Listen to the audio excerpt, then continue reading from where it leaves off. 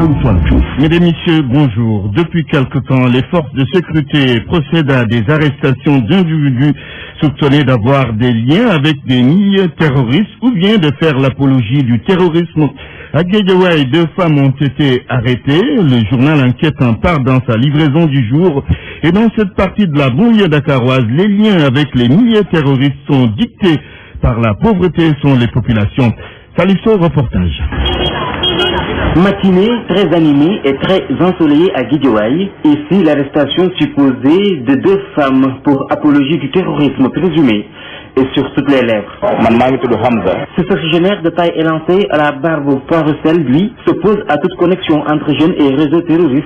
L'influence du monde extérieur et l'absence d'éducation de base sont les 2 mots à vaincre d'attaque, pense-t-il. Quand on a une bonne éducation, il ne faut pas se mêler dans des choses qui sont de violence ou autres. Ça peut causer à ce que les enfants rentrent dans des sites pour trouver de l'argent. L'Internet. La toile sert de tribune aux djihadistes. De là, les islamistes font passer des vidéos de propagande à constater ce collégien trouvé assis en face d'un CM. L'écolier plaide pour plus de sensibilisation. Créer des associations dans les quartiers, dans les communes pour aider les enfants et les jeunes pour avoir une semaine réelle. De ça, ne pas violence. Violence et pauvreté sont 2 aspects primordiaux à prendre en compte dans la lutte contre le terrorisme, défonce au maçon. La trentaine. La pauvreté, c'est dur à vivre. Pour ça, il y a trop de violence. Il faut qu'on nous aide pour qu'on puisse améliorer. Non, ils sont découragés. Combattre le terrorisme nécessite de gros moyens. C'est toute une chaîne à ajouter l'ouvrier avant de nous quitter. Interpellé à quelques pâtés des maisons de là, ce maître coranique qui refuse de décliner son identité micro-ouvert a répété à plusieurs fois cette phrase. L'islam reste et demeure une religion de paix et de tolérance, malgré les attaques dont elle fait l'objet. Salisso, Guédiawaye, Radio Futur Média. La grève de la faim se poursuit pour quelques détenus à Rebeuss qui sont restés longtemps sans être jugés. À ce propos, la Ligue sénégalaise des droits humains s'est prononcée et donc se dit indignée. La Ligue sénégalaise des droits humains demande à l'État de construire de nouvelles prisons pour humaniser les conditions des détenus. Son secrétaire exécutif donc s'appelle Alassane Seck.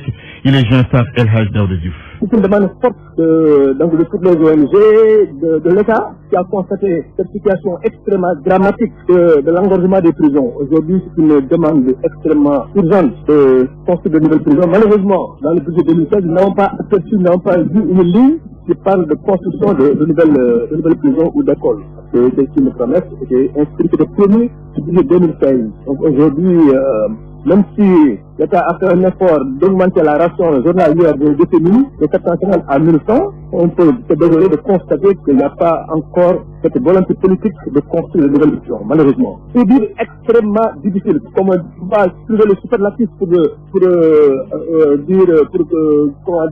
qualifier cette situation de vie des détenus dans les prisons du Sénégal, notamment à Rebeuss. Tenez-vous bien, Daouda, à Rebeuss, il y a 200 personnes pour une cellule, pour une prison, une chambre de prison. Tu devrais en continuer 40 avec une seule toilette. Vous vous rendez compte? 200 personnes pour 40. Ça, on l'a dénoncé, on l'a dit sur tous les tons depuis 2 ans que c'est une situation dramatique.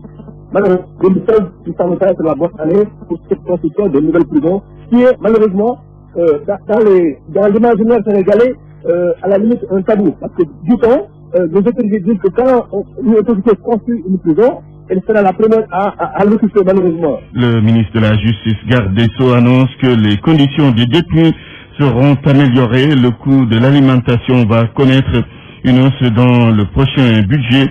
Disons donc que Sidiki Kaba déclare que les procédures vont être accélérées pour éviter les longues détentions. Vous l'entendrez lors de nos prochaines éditions. Le procès d'Hissène Habré, dont la fin était prévue aujourd'hui, 28 octobre, est prolongé jusqu'en 2016 et selon le responsable de la communication des chambres africaines extraordinaires, cela ne va pas impacter sur le budget de 5 milliards de francs CFA qui avait été dégagé. Cet argent pourra couvrir toutes les dépenses, explique Marcel Mendy. Montouré compte rendu. Aujourd'hui, 28 octobre 2015, tout devait se terminer. On devait savoir si Hissène Habré est coupable ou pas. Mais le verdict sera pour 2016 au premier trimestre, c'est-à-dire dans tout au plus 5 mois. Ce qui implique les dépenses supplémentaires. Il n'y a pas besoin de rallonge budgétaire. Les 5 milliards couvrent tout, nous dit Marcel Mendy, chargé de communication des chambres africaines extraordinaires. Il n'y aura pas de rallonge, tout a été calé en amont. Vous voyez, parce que vous imaginez bien qu'un tel procès a nécessité une série de réflexions. D'abord au niveau du groupe de travail qui avait été mis en place en son temps par Madame le ministre de la Justice, Aminata Touré. Vous voyez, bon. En parlant des dépenses, il faut inclure celles des chambres africaines extraordinaires et la prise en charge des témoins déplacés à Dakar et ceux restés à N'Djamena pour les besoins de vidéoconférence. Le comité de pilotage qui a été mis en place également par la suite a prolongé la réflexion, voyez, de telle sorte que aujourd'hui on n'a aucun souci à se faire par rapport à la question de la prise en charge du procès, aussi bien en première instance, c'est-à-dire actuellement, qu'un appel au cas où. Le procès de Hissène Habré se poursuit donc. Les témoins vont se succéder devant le juge Cam et ce jusqu'à la fin de ce procès. À rappeler que l'une des deux parties peut interjeter appel au cas où elle n'est pas satisfaite de la décision de la Cour. 12h09, vous suivez le grand journal. Le journal. L'actualité politique. L'opposition parlementaire ne reconnaît pas les commissions de l'Assemblée nationale installées hier par la majorité et par des députés pro-Modou Diagne Fada. La procédure est dénoncée parce que selon les contestataires, avant la réunion d'hier, il fallait d'abord se réunir en plénière. Thierno Bokoum, député du parti Réumi, Safal. Il faut dire très clairement, il s'agit d'une tentative de forcing communicationnel parce que ce qui s'est passé hier, il n'y a même pas eu possibilité de forcing physique. Il ne s'est absolument rien passé dans la salle où les députés ont été convoqués. Pour la simple raison que nous n'avons pas laissé les choses se faire. Il s'est agi à cette période-là de fouler au pied le règlement intérieur de l'Assemblée nationale parce que l'article 35 prévoit un préalable qui est tout simplement de faire valider la liste des membres des commissions par la plénière, ensuite qu'il y ait une publication de la liste par le président de l'Assemblée nationale avant que les membres des commissions puissent désigner les membres du bureau. Comment on peut désigner des membres du bureau sans qu'on connaisse les membres qui composent la commission? Donc il ne s'est absolument rien passé. Ils ont envoyé la liste qu'ils avaient préparée pour installer leur bureau. C'est cette liste qu'ils ont envoyée à la presse pour dire que les 11 commissions ont été montées. Et ils disent que ces commissions existent. Qu'est-ce que vous pouvez faire maintenant? On considère qu'à l'Assemblée nationale, il n'y a pas d'instance légale. Les commissions qui ont été soi-disant montées n'ont pas été montées dans la légalité. Une requête auprès de la justice ou vous allez bloquer les travaux de l'Assemblée nationale? C'est une option possible. Mais la première option, c'est qu'on ne fasse pas de l'Assemblée nationale une propriété privée. On ne peut pas accepter que l'Assemblée nationale, qui est le siège des représentants du peuple, puisse être utilisée comme propriété privée par la coalition Benno Bokk Yakaar. Ça, on ne peut pas l'accepter et nous allons nous y opposer. La politique toujours à Touba après la sortie des jeunes de l'UJTL qui menacent le pouvoir pour exiger la libération de Toussaint Manga. Le COJER de la même localité n'entend pas laisser faire. Ces jeunes républicains sont prêts à découdre avec ceux du PDS. Le coordonnateur du COJER de Touba avertit. Khadim Silla est au micro de Papa Balagui. Nous sommes dans une république, un État démocratique, où l'indépendance de la justice est garantie par la charte fondamentale de ce pays, c'est-à-dire la Constitution du Sénégal. Si Toussaint Manga a maille à partir avec la justice, nous pensons que parce que les autorités judiciaires ont jugé qu'il a enfreint les lois et règlements de ce pays, ce dossier est pendant devant la justice. Ils n'ont qu'à laisser cette justice-là faire son travail librement et sans pression. Malheureusement pour eux, le temps de la justice n'est pas celui des politiques, je dirais même des politiciens. Leurs agitations et autres menaces n'empêcheront pas que ce dossier-là suive son cours. Nous leur disons qu'ils arrêtent, qu'ils gardent leur calme et leur sérénité, parce que ce dossier-là suivra son cours, Inch'Allah. Maintenant, quant aux menaces, nous, ça ne laisse ni chaud ni froid. On se connaît. Nous sommes tous des fils de Touba et du département. On les attend de pied ferme. Ce sera œil pour œil, dent pour dent, car nous avons les moyens et les capacités de nous défendre. Ils ont tout faux de penser qu'on va les laisser faire. On les attend. Et je leur dis que, je les informe. Le fait qu'on a une manifestation en Baké, qu'ils essaient de venir perturber cette manifestation, ils verront ce qu'ils verront. RFM, fréquence de modulation, 94.0, la radio en puissance, RFM. Antoine Diouf. La gestion des ordures à Dakar a toujours été un véritable problème pour les populations de la capitale. Le plus souvent, elles sont obligées de s'organiser pour ramasser les ordures ménagères qui envahissent leur espace. Avec les nouveaux changements annoncés, beaucoup espèrent voir une évolution dans le secteur du nettoiement. Un reportage de Sornana Tambaï. Dakar et les ordures, une longue histoire. C'est comme si l'un ne pourrait vivre sans l'autre. Mais des populations pensent que c'est la gestion qui a toujours fait défaut. Abdelaziz est concierge dans un immeuble à face.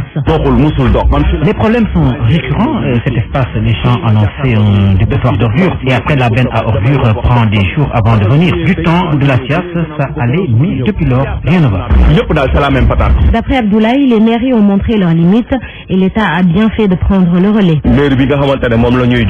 Avec un budget de 10 milliards de francs CFA, ces collectivités locales n'arrivaient même pas à faire un bon travail. Elles devaient avoir leur propre benne à ordures. Le retrait de la gestion des ordures à l'entente Dakar au profit de l'UCG cache un problème beaucoup plus profond, selon Mustapha. Les difficiles conditions des travailleurs du nettoiement. Le travail n'est pas bien fait et ces agents souffrent. Ils ne sont pas bien payés. Cette jeune dame veut que le sort de ces travailleurs soit pris en compte. Ils travaillent difficilement, on doit les respecter. Si l'État a repris en main le secteur, il doit les revaloriser. Tous attendent de voir si l'UGC fera plus que les autres. Changement d'équipe ou pas, les populations veulent un travail bien fait.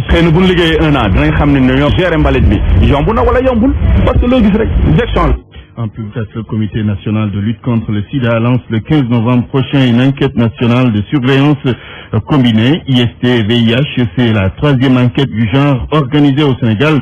Après celle de 2006 et de 2010, elle va permettre de suivre les changements dans le comportement et ou la prévalence des IST et du VIH parmi les groupes ciblés en comparaison avec les résultats des enquêtes antérieures. L'enquête a pour cible les gendarmes, les militaires, les policiers, les détenus, les pêcheurs, les camionneurs, les orpailleurs, les professionnels du sexe et les personnes vivant avec un handicap. La campagne de commercialisation de l'arachide va démarrer dans quelques semaines et à Kaolack, c'est l'inquiétude qui habite déjà les paysans de la région. Ils ont peur que la SNOR reste sans repreneur après son divorce avec l'État. Ibrahim Adjamé. Le divorce à l'amiable entre l'État du Sénégal et Abbas Jaber a tout de même retenti dans le monde rural. Les paysans hâtent de démarrer la prochaine campagne de commercialisation demandent au gouvernement de trouver rapidement une solution provisoire à la SNOR pour éviter tout retard. Cheikh Tidiane Cissé est le secrétaire général de l'association des paysans du bassin arachidier. Nous, en tant qu'organisation paysanne, nous disons que l'État doit prendre au sérieux cette campagne parce qu'à un mois de la commercialisation, je pense que si on est complètement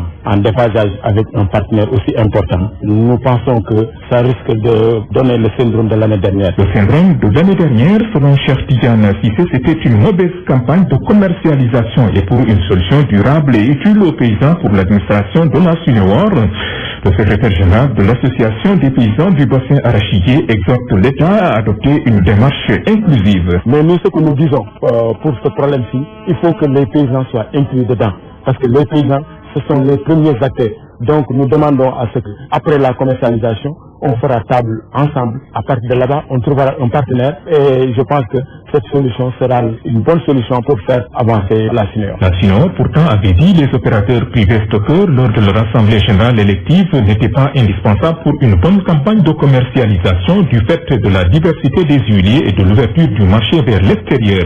Mais les travailleurs de la SNOR eux-mêmes avaient tenu au langage et au contraire, une campagne de commercialisation sans la SNOR est une campagne catastrophique pour le monde rural. Répliquait-il Ibrahim Djamé Kaolack, Radio Futur Média. À Louga, les paysans saluent la décision de l'État de rompre le contrat avec la SNOR, mais ils veulent que l'État demeure actionnaire dans cette société et de gérer la campagne de commercialisation de l'arachide. Abdoulaye Sambou. Dans cette usine, quelques agents trouvés sur les lieux, dont Moustapha Diouf, agent administratif, revient sur l'arrivée d'Abbas Jaber à la tête de la Sinor. Avec l'arrivée de Jaber, notre travail n'a pas augmenté parce que c'est pas fait le contraire. On a fait partir beaucoup de gens. Des gens qualifiés qui étaient vraiment bien dans le travail. Bon, parce qu'il avait demandé qu'il devait faire des investissements, donc il faut qu'il diminue le personnel. Il y a beaucoup de cadres et beaucoup d'agents permanents qui sont déjà perdus. À Louga, depuis 2011-2012, l'usine ne fonctionne pas. Le travail a baissé, franchement, ça il faut le dire. Parce que la dernière campagne qu'on a fait ici au niveau de Louga avec Jaber, c'était la campagne 2011-2012. Depuis lors, rien, ça n'a pas fonctionné. Ces travailleurs saluent le divorce entre l'État et Abbas Jaber. Toutefois, ils demandent à l'État de demeurer actionnaire et de gérer la présente campagne agricole. Moustapha Diouf. On avait vraiment hâte de cette vision que l'État a prise. Donc nous voulons que l'État y met la main. Même l'État, s'il le donne à un autre preneur, il faut qu'il reste là-dedans comme actionnaire. Comme ça a été toujours. Là, ce serait mieux pour tout le monde. Je pense que c'est ça qui va relancer la SNEO. Alors pour cette campagne-ci, l'État doit prendre cette campagne en main en attendant qu'il le donne à un autre preneur pour que cette campagne ne se fasse pas. Les travailleurs de la SNEO de Louga espèrent une reprise de leurs activités et comptent sur le gouvernement pour une bonne campagne agricole. Abdoulaye Samoulouga, Radio Futur Média. Il s'agit bien des travailleurs de Sunor qui demandent à l'État de rester actionnaire dans cette société et gère la campagne de commercialisation de l'arachide et non les paysans de Louga. L'actualité internationale. Binta Diallo, bonjour. Bonjour La Côte d'Ivoire et le plébiscite du président Alassane Dramane Ouattara. Près de 84%, c'est ce qu'a obtenu Ado. Le président sortant de la Côte d'Ivoire a devancé de très loin ses adversaires politiques. Les résultats officiels ont été publiés par la Commission électorale indépendante hier soir. Une victoire sans grand suspense parce qu'avant la proclamation des résultats, toutes les communes et les départements de la Côte d'Ivoire lui étaient favorables. Ebola toujours en Guinée. 3 nouveaux cas, l'annonce est officielle. La Guinée enregistre de nouveaux cas d'épidémie d'Ebola après les 2 cas des 13 et 14 octobre dernier. Un bilan dressé par la coordination nationale de riposte. On fait le point avec Daouda Diouf. C'est dans un rapport de la coordination nationale de riposte que ces 3 nouveaux cas ont été notifiés le 24 octobre dernier dans la sous-préfecture de Kalia et plus précisément dans le village de Kindoya. Les 3 nouveaux cas ont été signalés dans une même famille. Le rapport indique que seul un des 3 cas était éligible à la vaccination et il avait même été vacciné le 16 octobre dernier.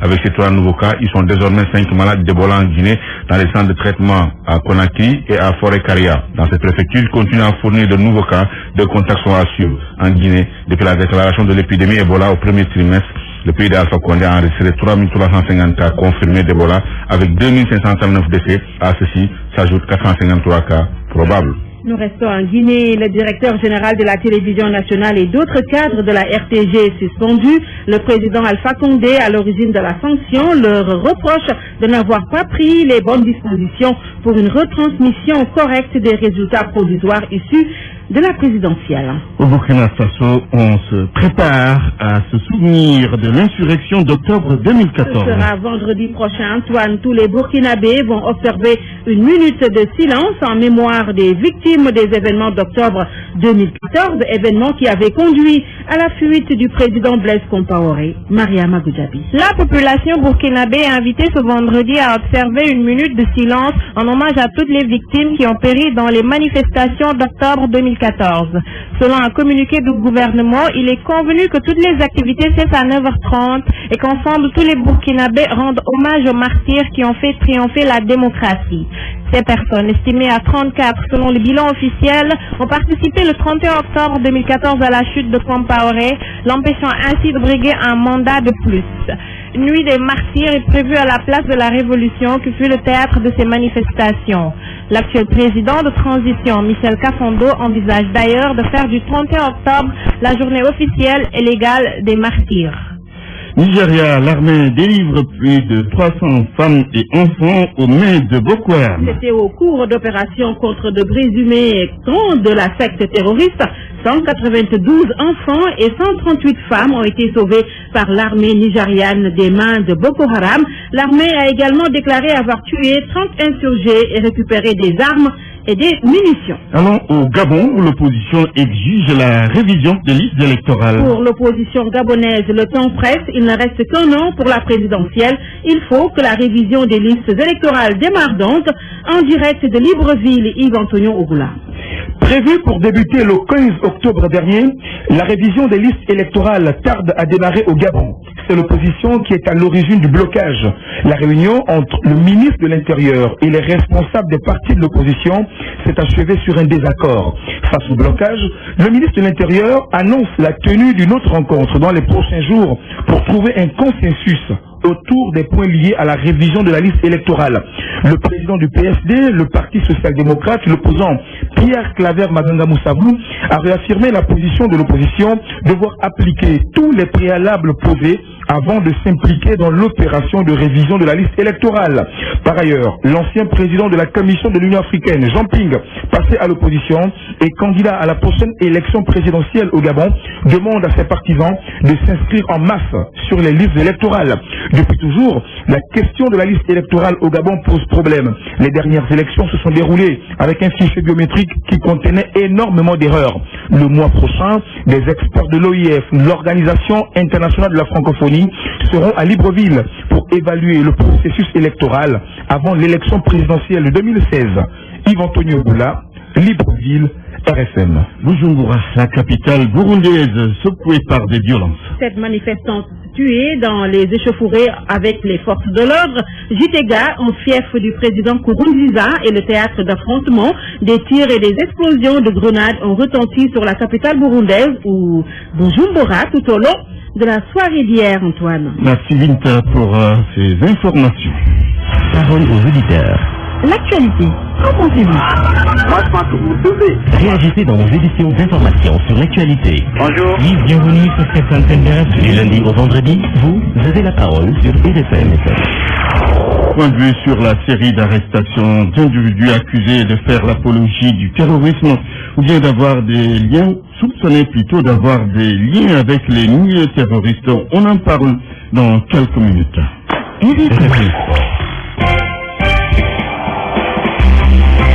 En ouverture de cette page des sports du football Malalji gagne le tournoi du Parlement. Les équipes qualifiées sont fin prêtes. Elles sont fin prêtes, elles sont au nombre de 4. Il s'agit de l'équipe de l'AS Douane, championne du Sénégal, de l'équipe championne de la Ligue 2, le Ndiambour de Louga, du Casa Sport, mais également du vainqueur de la Coupe du Sénégal, l'équipe de Génération Foot, prévue ce vendredi après-midi au stade Demba Diop. Les équipes du Casa Sport et celles de Génération Foot se disent fin prêtes pour en découvrir et entrer de plein pied dans la compétition. À 2 jours du démarrage du tournoi du Parlement, certaines équipes sont d'attaque. Le cas de Génération Foot, vainqueur de la Coupe du Sénégal. Même si le tirage de la compétition doit se faire le jour J, l'entraîneur de Génération Foot, Olivier Parrain, estime qu'il n'y a pas de souci à se faire. Non, c'est la question du Parlement va nous permettre de peaufiner notre préparation, quel que soit l'adversaire. Ce sont des matchs intéressants de toute manière. Nous sommes des petites équipes, on vient quand même de national, donc voilà, tout adversaire que l'on rencontrera sera vraiment intéressant, avec 3 belles équipes à jouer, quel que soit l'adversaire que l'on joue, on sera satisfait. Contrairement au Casa Sport, qui a reçu tardivement la notification de sa participation, un acte que déplorent les dirigeants, qui pensaient même au boycott. Siaka Bodjan, secrétaire général du club Fagnon de Ziguinchor. C'est seulement hier mardi, à tard dans la nuit, que nous avons donc reçu notification de cela, et ça véritablement, nous ne sommes pas du tout contents, et nous l'avons dit à nos interlocuteurs. Nous sommes en train maintenant de voir avec la fédération les possibilités de sauver ce qui peut l'être, parce que nous savons que dans une dynamique de renoncer véritablement à ce tournoi. Alors, nous sommes en train de prendre les dispositions pour que, si tout rentre dans l'ordre et un rapport de la fédération, que l'équipe puisse faire le déplacement donné et vraiment participe à ce tournoi-là, mais vraiment sans véritablement espérer quoi que ce soit. Les 2 autres clubs, AS Douane et Ndiambour, devant prendre part à ce tournoi, sont aussi en préparation pour entrer de plein pied dans la saison 2015-2016. Le tirage du tournoi est prévu ce vendredi 30 octobre à l'Assemblée nationale, date du démarrage de la compétition également. Maritime cette fois-ci, lutte contre la violence, l'UNCAV brandit le sabre. Après les actualités notées à Louga, mais également après les scènes de violence constatées à Dakar à l'occasion des demi-finales de la zone 1 de l'ODCAV de Dakar, le président de l'ONCAV se dit préoccupé, mais toutefois, Amadou Kane annonce que des mesures vont être prises pour endiguer définitivement ces actes de violence qui n'arrangent pas les affaires du mouvement navétane. Pour Amadou Kane, le mouvement a pour objectif de promouvoir le sport, mais également d'unir les peuples et non pas d'enregistrer des actes de violence. Amadou Kane s'est prononcé ce matin sur la question au micro des RFM. Le règlement est clair. Quiconque aurait à se distinguer par des faits de violence sera puni, que ça soit un individu ou bien une association. Depuis lors, c'est ce qu'on est en train de faire. Mais ce cas-là, il est spécifique. Parce que c'est pas une violence entre des ASC, mais plutôt altercation entre ceux qui sont chargés de faire régner l'ordre et certains supporters. C'est vraiment désolant parce que quand même la police ce sont nos partenaires. Mais il est évident que nous sommes obligés, avec les forces de sécurité, n'est-ce pas, de trouver des solutions par rapport à cela pour que des cas pareils ne puissent pas se répéter. À Dakar, il y a eu des cas de violence, mais quand même je précise qu'il n'y a pas eu de décès, il n'y a pas eu de mort à Dakar. Parce que le problème c'est ça. Aujourd'hui, c'est pas au niveau des terrains, mais c'est en dehors des terrains. Après le match, bon, les Sénégalais manifestent, on dit que c'est Handalou. Non, je ne suis pas d'accord. Est-ce qu'aujourd'hui, que ça soit des gens d'Amitié 2, de Médina, de Pékin ou de Guédiawaye, nous condamnons ces actes de violence-là. Il est évident que nous avons déjà reçu les rapports la début semaine prochaine déjà. On va se réunir, n'est-ce pas, et essayer de rencontrer les forces de sécurité pour trouver des solutions par rapport à tous ces problèmes-là. À Louga, où il y a eu mort d'homme après donc des échauffourées entre les supporters et les forces de l'ordre, le vice-président de l'ODCAV de la ville se dit préoccupé. Toutefois, Mbaïgué espère que la situation va revenir à la normale. Il s'est prononcé ce matin au micro d'Abdoulaye Samba. On fait ça avec sérénité. Et c'est déjà avec le préfet, au moins d'ici une semaine, parce qu'on a un peu de délai. Après une semaine là, c'est sûr qu'on va reprendre maintenant les compétitions, c'est sûr, de toute façon, tout moyen. Rencontrer les autorités d'abord au niveau local, le préfet, le commissaire, le gouverneur, aller rencontrer les éléments du GMI, convoquer les présidents d'AIC et les parler des supporters, les parler, les sensibiliser sur la non-violence, en même temps préparer nos compétitions. Parce qu'on ne peut pas arrêter. D'abord, il y a des zones, les AIC sont déjà qualifiés, il y a l'ODCAV qui va préparer ses phases départementales, il y a la coupe municipalité qui était à l'horizon pour les demi-finales et que le maire était prêt, le président du conseil départemental était prêt aussi, il y a le prêt de la Ligue des champions qui était prêt dans les dates, donc on ne peut pas arrêter tout cela. Aussi, il y a des conséquences, c'est très grave que l'année prochaine, si Louga va organiser les phases départementales avec quelques AIC, les AIC à partir de ce moment, ils vont se qualifier pour les phases départementales. Déjà, nous avons connu que l'AGA va représenter Louga en phase nationale, mais les AIC qui vont présenter Louga en phase départementale ne sont pas connus, ils vont jouer cette année. Donc, on va redémarrer les compétitions, mais dans la sérénité. Les responsables donc du département de Louga qui veulent tout recommencer afin que l'on ne puisse pas noter des actes de violence. On va terminer, Antoine, avec le tournoi de l'UFOA prévu les 3, 4, 5, 6 novembre prochain à Saint-Louis du Sénégal. Le comité d'organisation se réunit aujourd'hui pour définir donc la liste des équipes retenues pour reprendre part à cette compétition. Ce sera à Saint-Louis au stade Mawad Wade. RFM sera la partie. Merci Malal Junior Diagne.